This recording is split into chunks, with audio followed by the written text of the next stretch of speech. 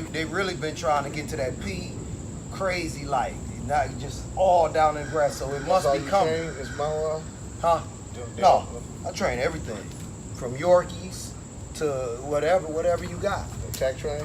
This one come with tack train. I buy them the expensive dogs they done already worked up, and then I put the obedience in there. So 9, so people can handle their dog, because you can't have a dog that you could send somewhere that ain't on your team.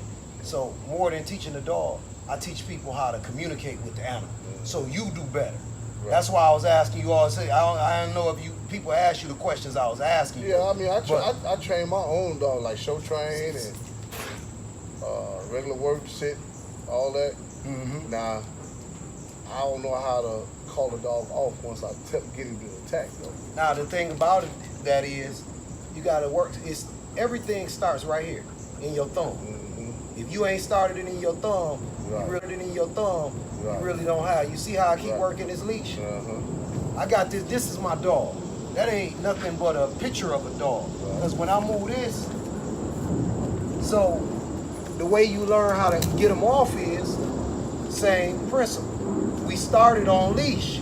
So we start taking the dog off and we start adding a word to it for him to release. Right.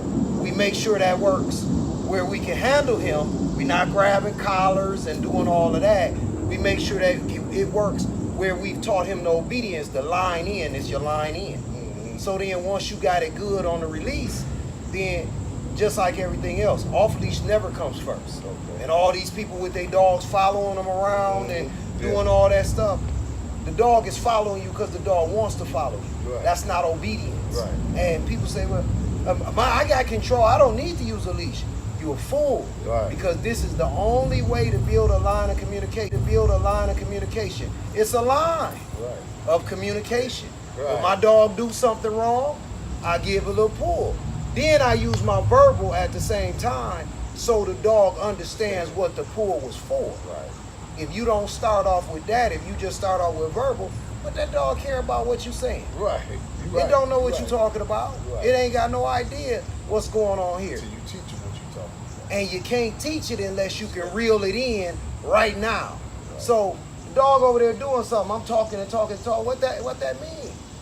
Right. I need to be walking with my equipment, getting the dog back on leash so I can get that kind of attention. Right. Because over there off leash, I can't get that attention. Yeah, see, now that you say that, it makes a lot of sense. Because when I teach the dog to come to me, when I teach him that, man, I put him across the street, have him sit, and I got a long line, and I got a long line. Yeah, you get the long line for that. And that's how you, but just think about it.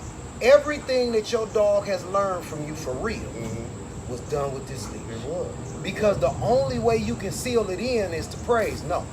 The only way you can praise within 2 seconds is if you can get to the dog. You gotta be able to get to the dog. The dog is not just gonna be available for you to praise it or correct it. Right. So the only way is through here. Yeah. And I'm about to turn it up for you. Use this in the house and you kill the game.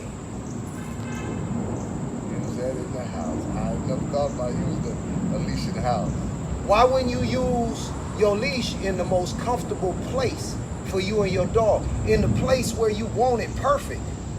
You take your dog outside and try to make it perfect with every distraction out there that could be available. Why not start with peace? Especially where the dog is comfortable.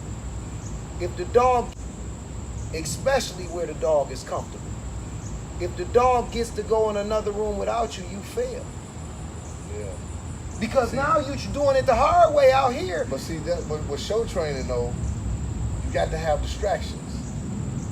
Where do we start though? We don't start building a house over the ground. We start at the ground or in the ground. Right. You must lay a foundation. Gotcha. So if you haven't built that foundation at home, where we the most comfortable and the dog's doing the most outrageous stuff, that's where this starts. Going in the other room, jumping on your family, all that extra stuff, that's the dog. Right. Why is the dog being allowed to do this again? When you take a puppy into your house, the first thing you're supposed to do is put them on leash.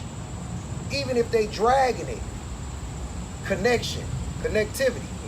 You got to teach that to the dog. They don't know nothing about it. They in a pack. So while you connected, you can move, you can bump, you can move, you can bump. You can let them know how they know. Because this how they learn. This touch, this move, sit, down. You gotta work it on your, no down. See, he real antsy because of the female. Well, yeah, this is where it starts. It start right up in your house, my brother.